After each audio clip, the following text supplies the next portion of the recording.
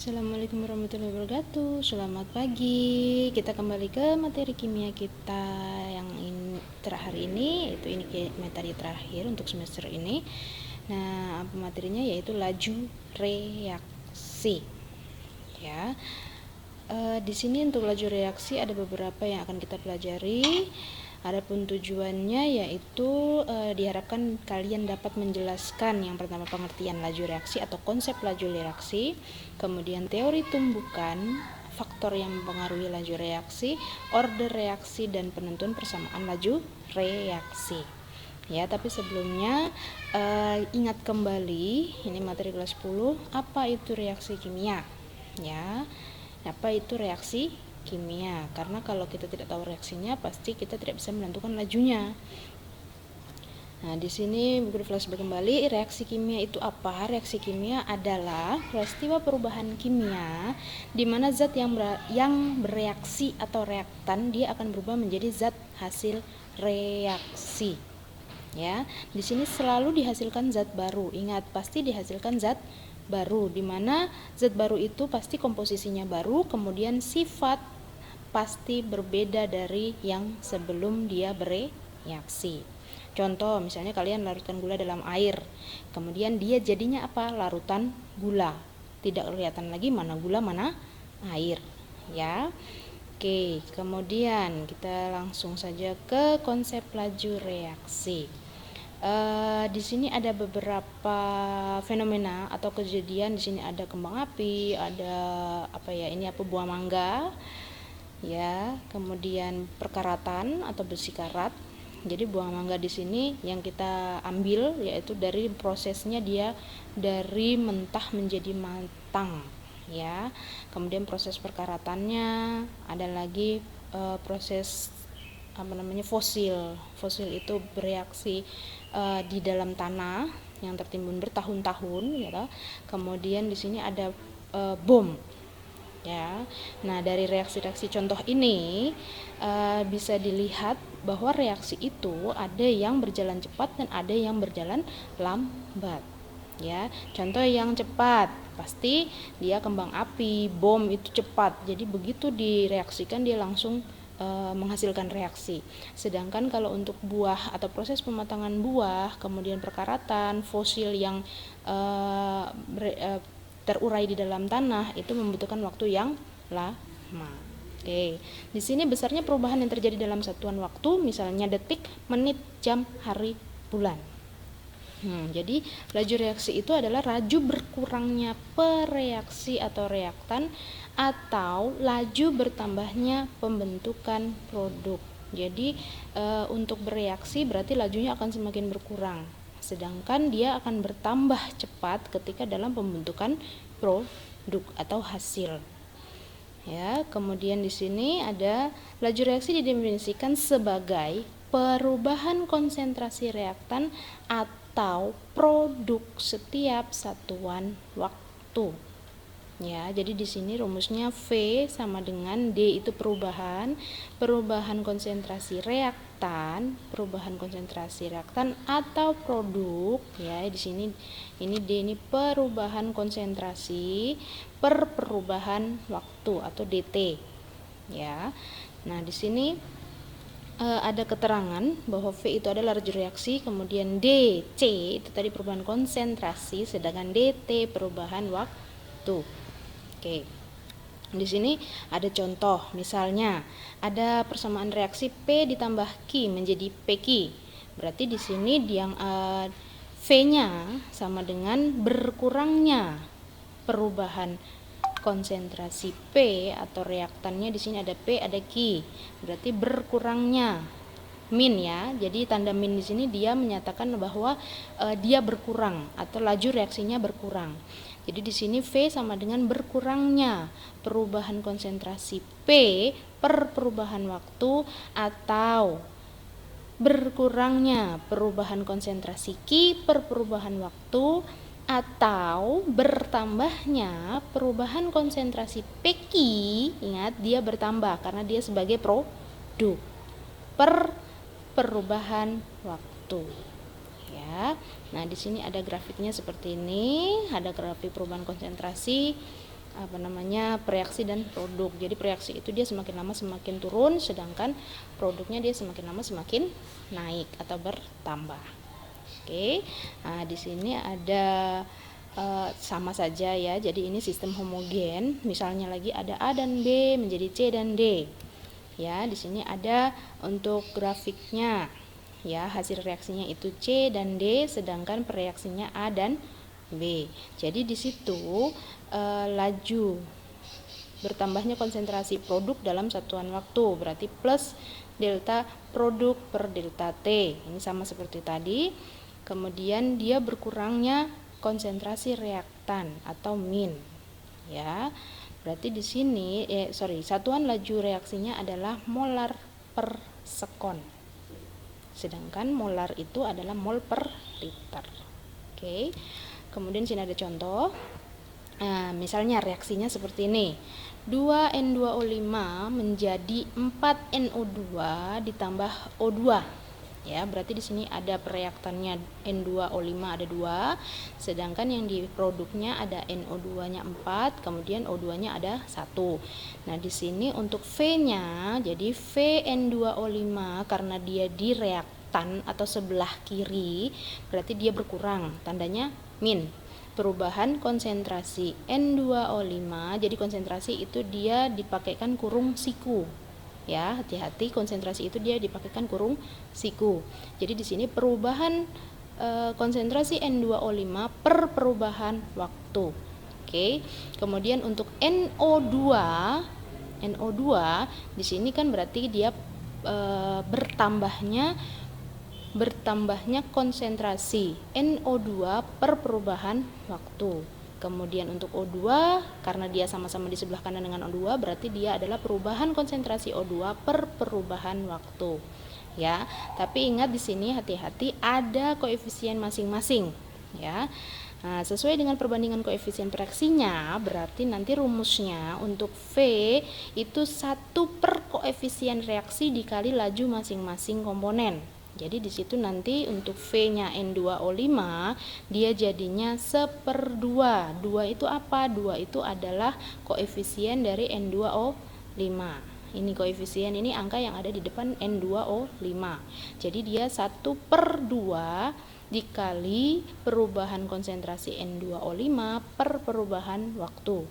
Atau di sini untuk NO2 karena dia sebelah kanan tadi plus kan, nah ditambahkan di depannya 1/4. 4 ini apa? 4 ini adalah koefisien dari NO2. Jadi 1/4 dikali perubahan konsentrasi NO2 per perubahan waktu. Sedangkan untuk O2-nya di situ karena cuma 1 berarti kan 1/1 habis. Jadi dia tetap bertambahnya perubahan konsentrasi O2 per perubahan waktu. Jadi hati-hati angka yang di depan ya, itu berpengaruh. Oke, yang berikut, reaksi kimia itu dapat berlangsung apabila terjadi tumbukan antar molekul. Jadi ketika dia tidak terjadi tumbukan ya nggak akan bereaksi, ya. Oke, di sini untuk teori tumbukan, ya, teori tumbukan dia bertumbukan. Nah, tumbukan ini makin banyak jumlah materi, tumbukan antar materi makin sering terjadi. Jadi semakin banyak jumlah materinya pasti dia akan terjadi tumbukan sering mungkin. Ya, kemudian zat baru dapat dihasilkan dari tumbukan yang berlangsung sempurna. Hati-hati, zat baru dapat dihasilkan dari tumbukan yang berlangsung sempurna atau tumbukan efektif. Ya. Kemudian tumbukan yang menghasilkan reaksi adalah tumbukan yang antar partikelnya mempunyai energi lebih besar daripada energi pengaktifan. Nih dia grafiknya, ya. Oke, kemudian di sini ada terjadi tumbukan. Di sini ada misalnya gambar A yang di atas itu ada partikel C, dia bereaksi dengan partikel AB. Sini dia bertumbukan tapi tenaganya di sini dia tidak efektif. Karena tidak efektif berarti dia akan kembali ke masing-masing. Jadi C tetap jadi C, kemudian AB tetap jadi AB. Ya, ini tumbukan tidak efektif. Berarti sebenarnya dia tidak akan menghasilkan reaksi karena dia tetap kembali seperti semula. Sedangkan yang gambar B yang di bawah ini dia terjadi tumbukan yang efektif. ya, tumbukannya efektif atau tumbukannya besar lah, ya. Jadi di situ apa terjadi? Nah, di sini AB pecah, ya, AB-nya jadi terpisah karena ditumbuk sama C. Nah, C ini ternyata dia bergabung dengan yang B. Oke. Kemudian di sini kita masuk ke faktor-faktor yang mempengaruhi laju reaksi. Oke, laju reaksi terjadi karena yang pertama ada pengaruh konsentrasi, ada pengaruh luas permukaan, ada pengaruh suhu, dan ada katalis. Ya, kita bahas satu-satu. Untuk konsentrasi, makin besar konsentrasi, makin banyak jumlah partikel yang bereaksi. Ini yang tadi pertama. Jadi semakin banyak jumlah partikel yang bereaksi, pasti tumbukan itu akan banyak terjadi, sehingga reaksi akan berlangsung lebih cepat. Ini contohnya yang di sebelah kiri, ini konsentrasinya rendah, sedangkan di sebelah kanan konsentrasinya tinggi.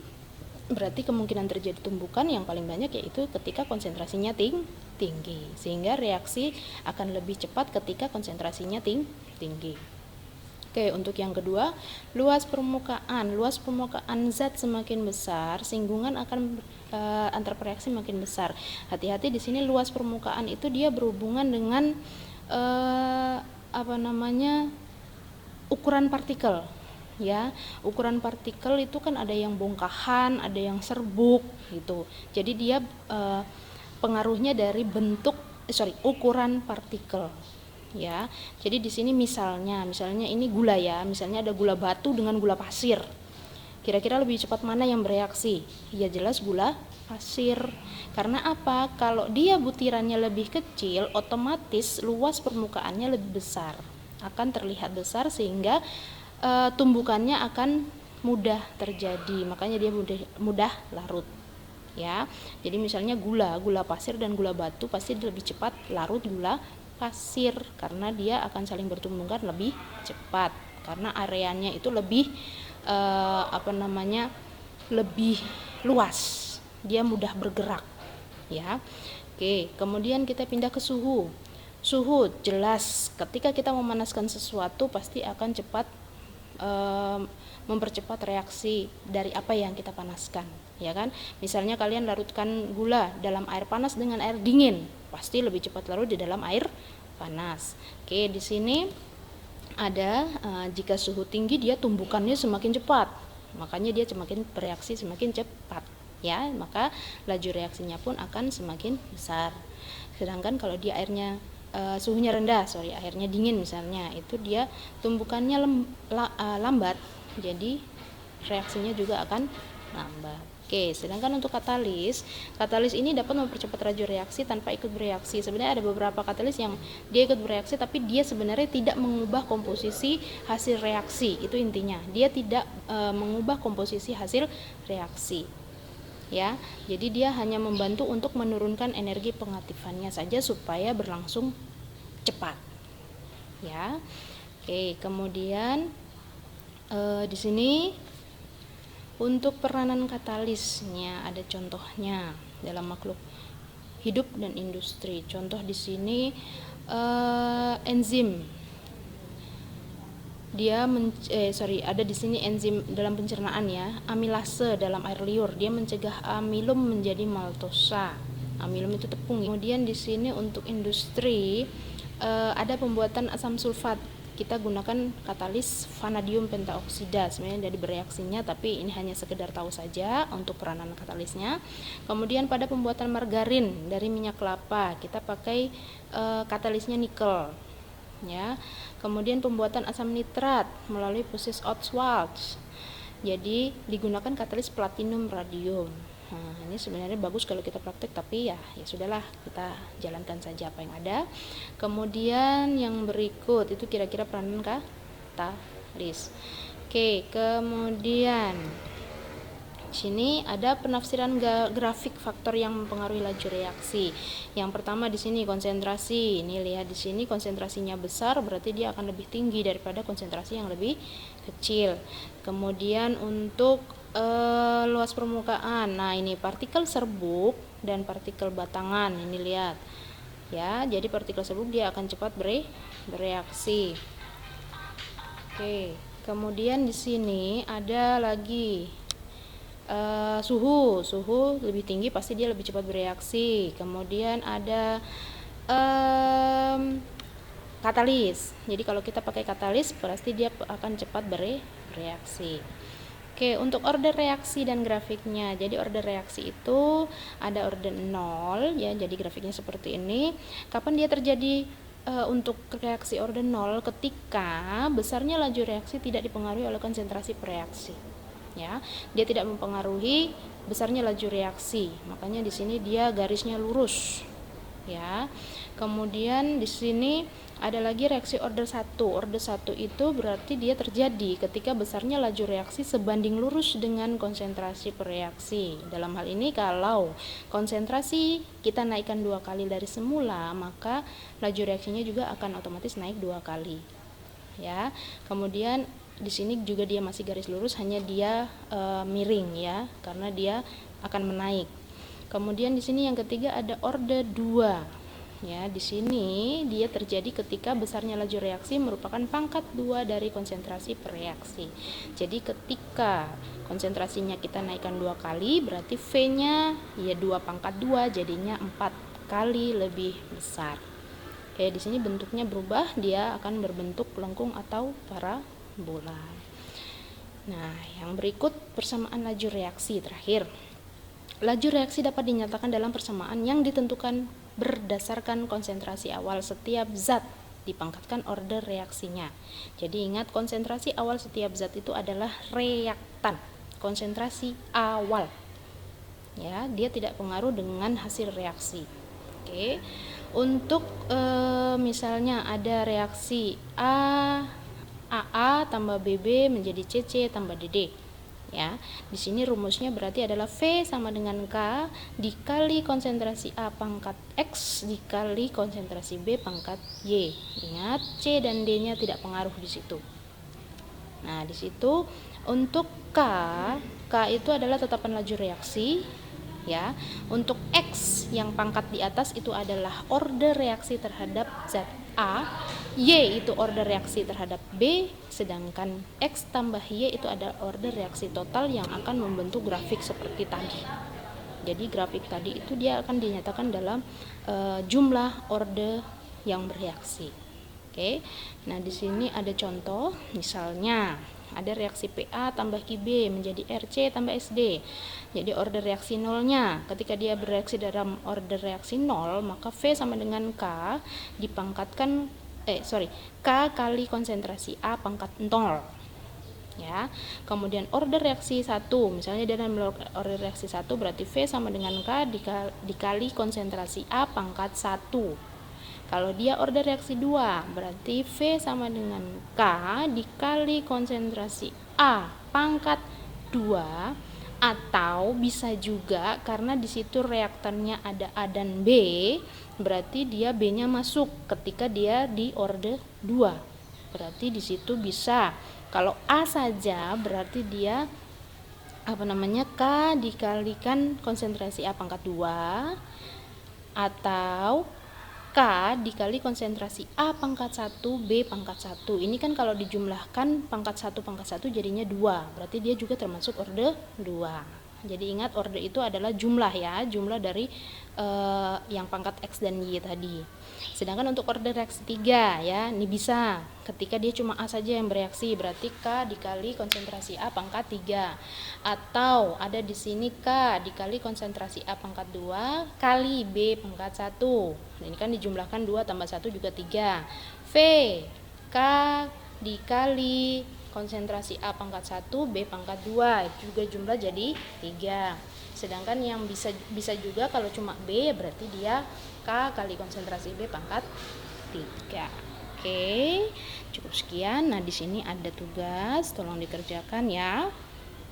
Nah, cukup sekian materi kita hari ini. Silakan dikerjakan, tetap semangat, sehat selalu. Assalamualaikum warahmatullahi wabarakatuh. Selamat pagi.